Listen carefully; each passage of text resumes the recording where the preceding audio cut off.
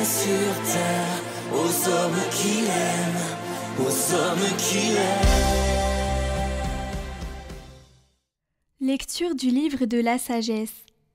Seigneur, le monde entier est devant toi, comme un rien sur la balance, comme la goutte de rosée matinale qui descend sur la terre. Pourtant, tu as pitié de tous les hommes, parce que tu peux tout.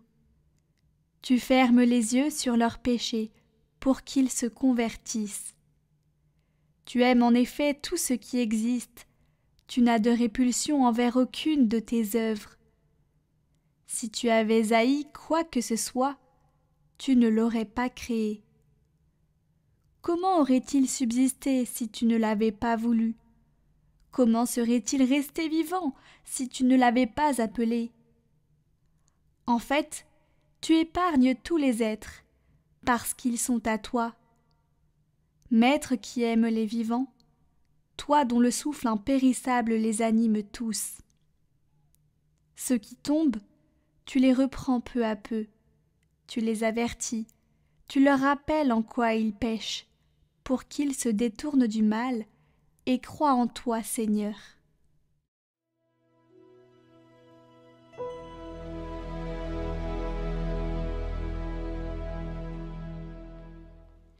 Mon Dieu, mon roi, je bénirai ton nom, toujours et à jamais. Je t'exalterai, mon Dieu, mon roi, je bénirai ton nom, toujours et à jamais. Chaque jour, je te bénirai, je louerai ton nom, toujours et à jamais. Le Seigneur est tendresse et pitié, lent à la colère et plein d'amour. La bonté du Seigneur est pour tous, sa tendresse pour toutes ses œuvres. Que tes œuvres, Seigneur, te rendent grâce, et que tes fidèles te bénissent.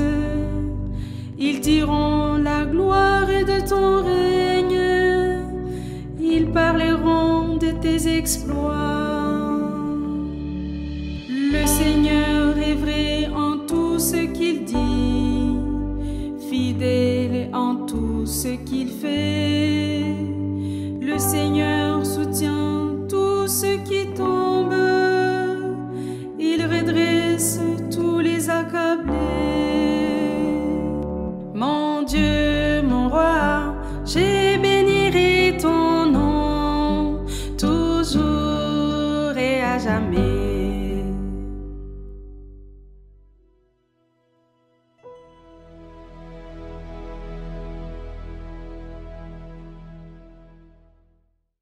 Lecture de la deuxième lettre de saint Paul apôtre aux Thessaloniciens.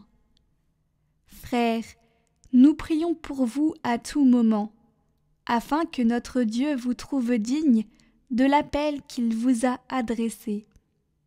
Par sa puissance, qu'il vous donne d'accomplir tout le bien que vous désirez, et qu'il rende active votre foi. Ainsi, le nom de notre Seigneur Jésus sera glorifié en vous et vous en lui, selon la grâce de notre Dieu et du Seigneur Jésus-Christ. Frères, nous avons une demande à vous faire à propos de la venue de notre Seigneur Jésus-Christ et de notre rassemblement auprès de lui. Si l'on nous attribue une inspiration, une parole ou une lettre prétendant que le jour du Seigneur est arrivé, n'allez pas aussitôt perdre la tête, ne vous laissez pas effrayer.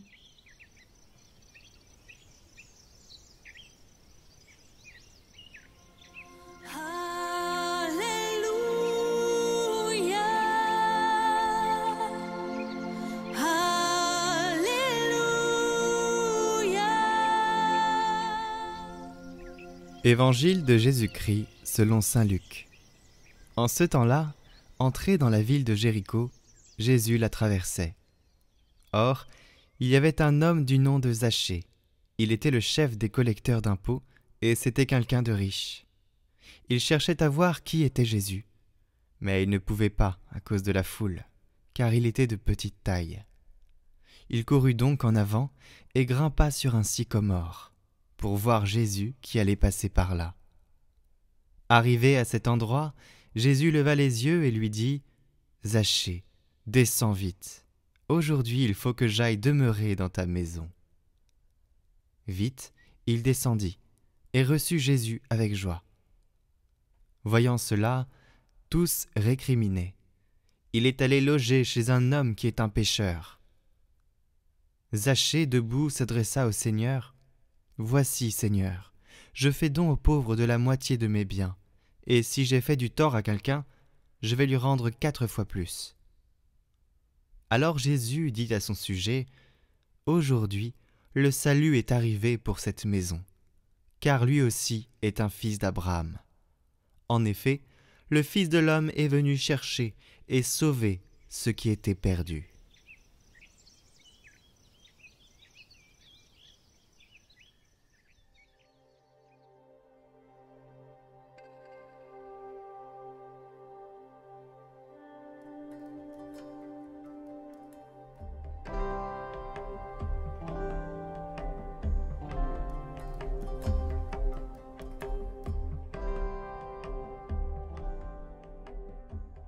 Il cherchait à voir qui était Jésus.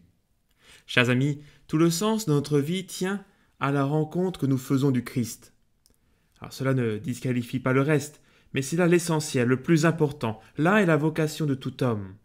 Quand on a rencontré Jésus, quand notre vie est habitée par la présence du Christ, ce n'est plus comme avant. La présence du Christ dans l'âme d'une personne transforme radicalement sa vie. Et c'est ce qui est arrivé à Zachée.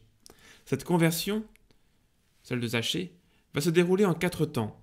D'abord, il veut voir Jésus et se dispose à ne pas le manquer. Le deuxième temps est celui de la rencontre. Jésus passe, le voit, l'interpelle et s'invite chez lui. Le troisième est celui du repas partagé, du moment de l'échange, du partage, de l'enseignement. Enfin, Zachée change sa vie et la remet dans la lumière en se détournant de ses péchés. Alors malgré la foule nombreuse et compacte, il y a dans ce récit 2 acteurs, Zachée et Dieu lui-même. On discerne sans peine comme en filigrane l'œuvre cachée de la grâce que Dieu vient donner à Zachée. Il y a la grâce prévenante qui va disposer son cœur, éveiller son désir de Dieu qui vont le faire courir et monter sur ce sycomore. La grâce opérante qui va venir le convertir en envahissant son âme, qui vient mettre de la lumière dans l'obscurité. Et pour finir, cette grâce coopérante qui vient accompagner et soutenir les œuvres humaines pour les rendre conformes à la volonté de Dieu. Ainsi Zachée va distribuer ses biens, etc. Tout se joue dans cette rencontre de Dieu et de l'homme, de la grâce et de l'agir humain. Toute âme humaine est une citadelle assiégée par la grâce, mais c'est à nous d'en ouvrir les portes. La grâce de Dieu n'est pas une chose rare qu'il faudrait trouver, telle la recherche des œufs au chocolat dans le jardin le matin de Pâques. Ce trésor qu'est la grâce est aux portes du cœur et de tout homme et de toute femme en ce monde. Pour prendre une image, c'est comme dans le tableau la porte du cœur. Je ne sais pas si vous voyez cette image, on voit le Christ frapper à la porte, une porte avec une lumière qu'on aperçoit, il n'y a pas de clenche, elle est fermée, et le Christ est là, à la porte. Donc il frappe. Et seulement la personne qui est à l'intérieur peut lui ouvrir la porte du cœur, la porte de notre âme.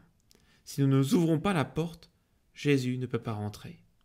C'est la parfaite illustration du verset d'Apocalypse, au chapitre 3, verset 20. « Voici, dit le Seigneur, je me tiens à la porte et je frappe. Celui qui entend ma voix et qui ouvre, j'entrerai chez lui. » Dieu est à la porte de nos cœurs, il frappe à la porte, il ne tient qu'à nous de l'ouvrir.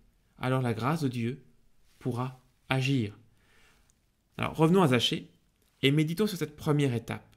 Il cherchait à voir qui était Jésus.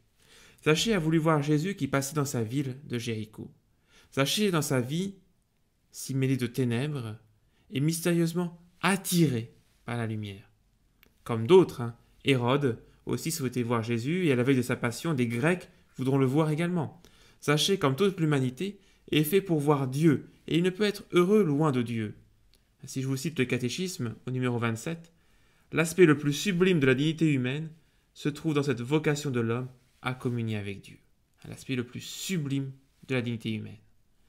Chers amis, il faut oser le dire et le redire sans cesse, le cœur humain ne peut être comblé sans Dieu, même celui de l'époux qui a la meilleure épouse. C'est un immense mensonge du monde contemporain que de laisser croire aux hommes qu'ils peuvent combler leurs désirs par eux-mêmes. Saint Augustin nous avait prévenu, dans ses confessions, « Tu nous as fait tourner vers toi, et notre cœur est sans repos jusqu'à temps qu'il repose en toi. » Notre cœur est sans repos jusqu'à temps qu'il repose en toi. Même s'il ne le reconnaît pas, bien Zachée a cette soif, il aspire à être comblé, et ainsi il va courir pour essayer de voir, d'apercevoir Jésus. Son besoin d'infini ne peut se contenter de la finitude, même celle de sa grande richesse.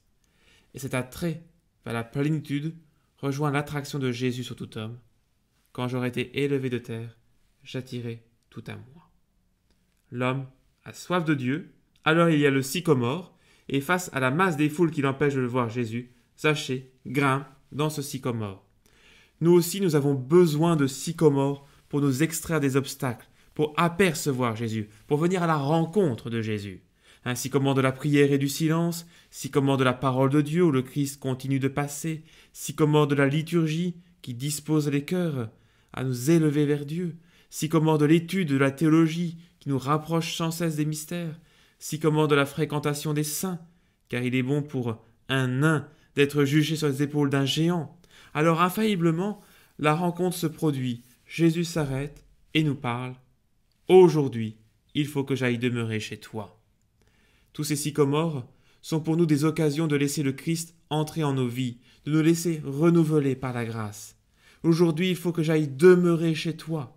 Demeurer, le verbe qui revient sans cesse dans les écrits de saint Jean. Demeurez en moi comme moi en vous.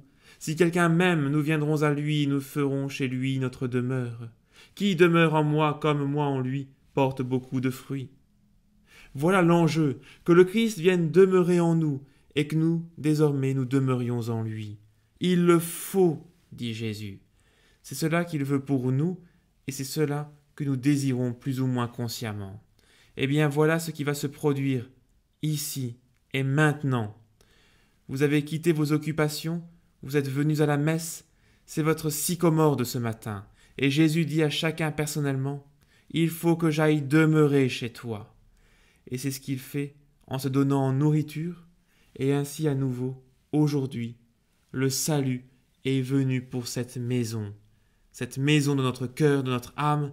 Nous n'avons qu'à l'ouvrir, ouvrir les portes de notre cœur, il fera le reste. Je conclus avec ces mots de la bienheureuse Élisabeth de la Trinité.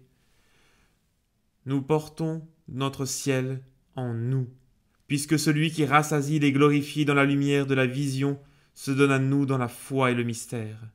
C'est le même. Il me semble que j'ai trouvé mon ciel sur la terre, puisque le ciel c'est Dieu, et que Dieu est en mon âme. Chers amis, maintenant, que la bénédiction de Dieu Père, Fils et Saint-Esprit descende sur vous tous et repose à jamais. Amen.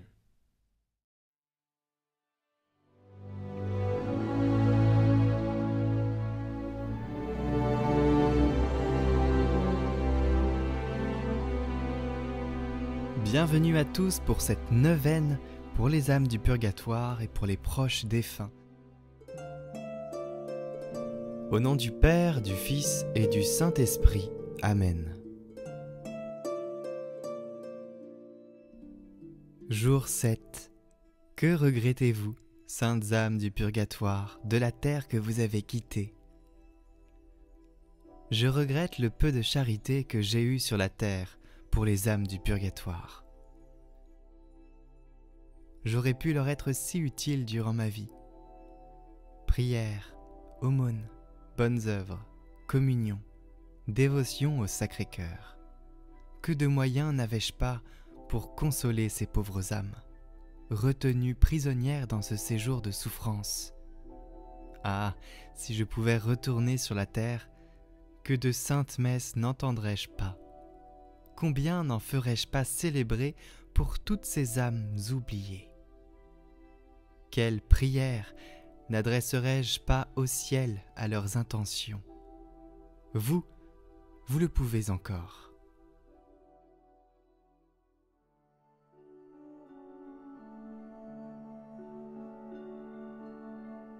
Prions.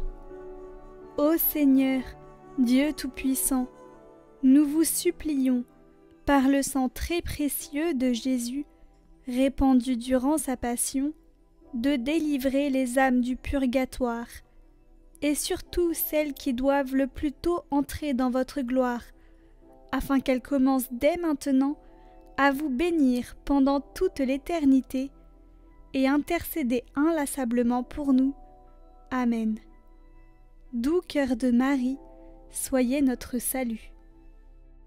Ô cœur divin de Jésus, en faisant, en votre compagnie, ce petit tour par le purgatoire, nous vous consacrons tout ce que nous avons fait et ferons encore de bien, avec le secours de votre grâce, durant cette journée. Nous vous prions aussi d'appliquer tous vos mérites à ces saintes âmes. Et vous, saintes âmes du purgatoire, employez en même temps tout votre pouvoir pour nous obtenir la grâce de vivre dans l'amour et la fidélité à notre Seigneur Jésus-Christ, en répondant sans résistance à ses désirs sur nous. Amen.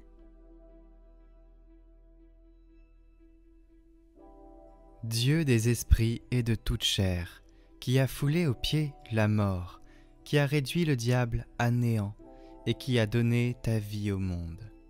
Donne toi-même, Seigneur, à l'âme de ton serviteur défunt, le repos dans un milieu lumineux, verdoyant et frais, loin de la souffrance, de la douleur et des gémissements. Que le Dieu bon et miséricordieux lui pardonne tous ses péchés commis en parole, par action et en pensée. Parce qu'il n'existe pas d'homme qui vive et qui ne pêche pas. Toi seul est sans péché. Ta justice est justice pour les siècles, et ta parole est vérité. Ô Christ notre Dieu, puisque tu es la résurrection, la vie et le repos de ton serviteur défunt, nous te rendons grâce avec ton Père incré et avec ton Esprit très saint, bon et vivifiant, aujourd'hui et pour les siècles des siècles. Amen. Qu'il repose en paix. Amen.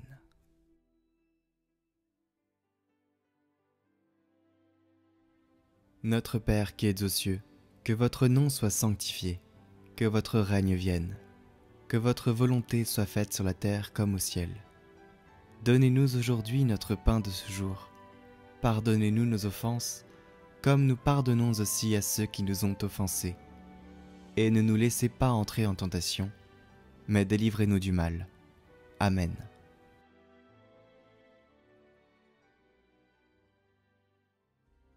Je vous salue Marie, pleine de grâce. Le Seigneur est avec vous. Vous êtes bénie entre toutes les femmes, et Jésus, le fruit de vos entrailles, est béni. Sainte Marie, Mère de Dieu, priez pour nous pauvres pécheurs, maintenant et à l'heure de notre mort. Amen. Je vous salue Marie, pleine de grâce. Le Seigneur est avec vous. Vous êtes bénie entre toutes les femmes, et Jésus, le fruit de vos entrailles, est béni. Sainte Marie, Mère de Dieu, priez pour nous pauvres pécheurs, maintenant et à l'heure de notre mort. Amen. Je vous salue Marie, pleine de grâce. Le Seigneur est avec vous. Vous êtes bénie entre toutes les femmes, et Jésus, le fruit de vos entrailles, est béni. Sainte Marie, Mère de Dieu, priez pour nous pauvres pécheurs, maintenant et à l'heure de notre mort. Amen. Je vous salue Marie, pleine de grâce. Le Seigneur est avec vous. Vous êtes bénie entre toutes les femmes, et Jésus, le fruit de vos entrailles, est béni. Sainte Marie, Mère de Dieu, priez pour nous pauvres pécheurs, maintenant et à l'heure de notre mort. Amen.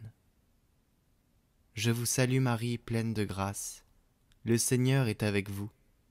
Vous êtes bénie entre toutes les femmes, et Jésus, le fruit de vos entrailles, est béni.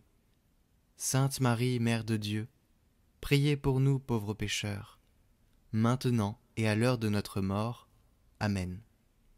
Je vous salue Marie, pleine de grâce, le Seigneur est avec vous. Vous êtes bénie entre toutes les femmes, et Jésus, le fruit de vos entrailles, est béni. Sainte Marie, Mère de Dieu, priez pour nous pauvres pécheurs, maintenant et à l'heure de notre mort. Amen. Je vous salue Marie, pleine de grâce, le Seigneur est avec vous. Vous êtes bénie entre toutes les femmes, et Jésus, le fruit de vos entrailles, est béni. Sainte Marie, Mère de Dieu, priez pour nous pauvres pécheurs, maintenant et à l'heure de notre mort. Amen. Je vous salue Marie, pleine de grâce, le Seigneur est avec vous. Vous êtes bénie entre toutes les femmes, et Jésus, le fruit de vos entrailles, est béni. Sainte Marie, Mère de Dieu, priez pour nous pauvres pécheurs, maintenant et à l'heure de notre mort. Amen. Je vous salue Marie, pleine de grâce, le Seigneur est avec vous. Vous êtes bénie entre toutes les femmes, et Jésus, le fruit de vos entrailles, est béni. Sainte Marie, Mère de Dieu, priez pour nous pauvres pécheurs, maintenant et à l'heure de notre mort. Amen. Je vous salue Marie, pleine de grâce, le Seigneur est avec vous. Vous êtes bénie entre toutes les femmes, et Jésus, le fruit de vos entrailles, est béni. Sainte Marie, Mère de Dieu, priez pour nous pauvres pécheurs, maintenant et à l'heure de notre mort. Amen. Gloire au Père et au Fils et au Saint-Esprit, comme il était au commencement, maintenant et pour les siècles des siècles. Amen. Prions pour toutes les intentions déposées en commentaire cette semaine. Notre Père, qui es aux cieux, que ton nom soit sanctifié, que ton règne vienne, que ta volonté soit faite sur la terre comme au ciel. Donne-nous aujourd'hui notre pain de ce jour. Pardonne-nous nos offenses, comme nous pardonnons aussi à ceux qui nous ont offensés. Et ne nous laisse pas entrer en tentation, mais délivre-nous du mal. Amen. Je vous salue Marie, pleine de grâce, le Seigneur est avec vous. Vous êtes bénie entre toutes les femmes, et Jésus, le fruit de vos entrailles, est béni. Sainte Marie, Mère de Dieu, priez pour nous pauvres pécheurs, maintenant et à l'heure de notre mort. Amen.